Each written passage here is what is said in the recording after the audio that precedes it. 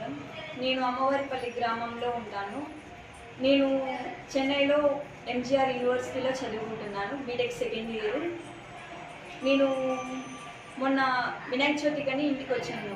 ఇంటికి వచ్చిన తర్వాత ఇంకా మా చుట్టాలే రిలేటివ్సే వరుసకు చిన్నాన్న అవుతారు, అంటే బాబాయ్. తను నెంబర్ అడిగినానని నేను ఇచ్చినాను. ఇంకా బాబాయే కదా ఏం చేయరు అని నేను ఇచ్చినాను. ఆ రోజు జస్ట్ హాయ్ చెల్లమ్మ తిన్నావా బుజ్జి అని అన్నారు. ఆ బాబాయ్ మీరు తిన్నారా అన్నాను. అది September 4th జరిగింది ఇచ్చిన రోజు.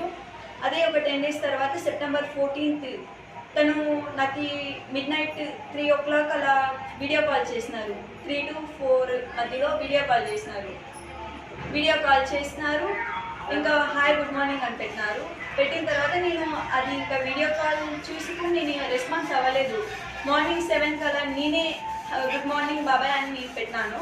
పెట్టిన తర్వాత ఆ గుడ్ మార్నింగ్ అని పెట్టి తిన్నావా అంటే ఇప్పుడే లేచా అని చెప్పినాను.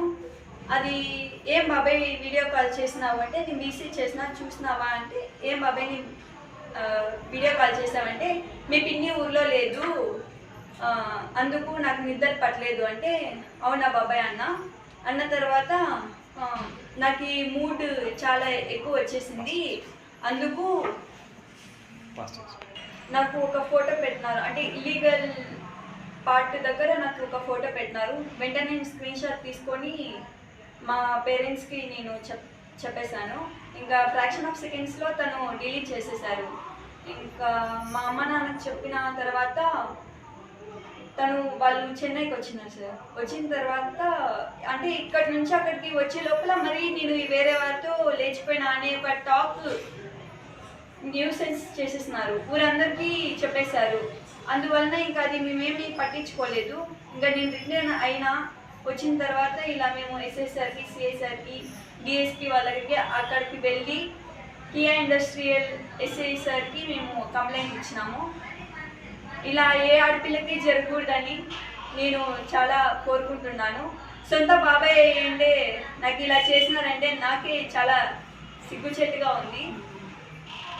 నాకు ఈ న్యాయం జరగాలి, వాళ్ళని శిక్షించాలని కోరుకుంటున్నాను.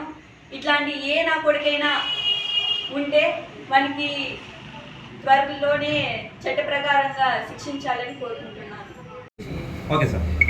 ఈ దినం అమ్మవారిపల్లి గ్రామం చెందిన మహిళ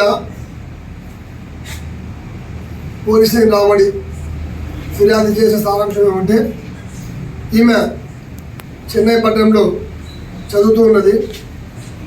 ఈమెకు పోలీసులకు బాబాయ్ అయిన అమ్మవారిపల్లి గ్రామం చెందిన వెంకటరెడ్డి అనే వ్యక్తి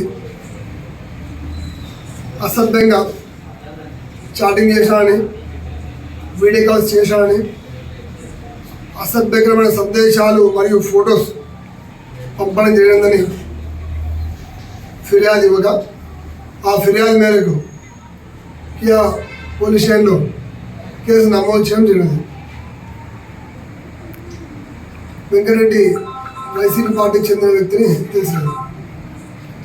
అరెస్ట్ చేశారా సార్? ఇప్పుడు ఎఫ్ఐఆర్ చేయడం జరిగిందండి. ఎఫ్ఐఆర్ చేయడం జరిగింది. నిందితుల కోసం గాలిస్తున్నాము. ఇన్వెస్టిగేషన్ దర్యాప్తులో భాగంగా తదుపరి అధికారులతో అరెస్ట్ చేయడం జరుగుతుంది.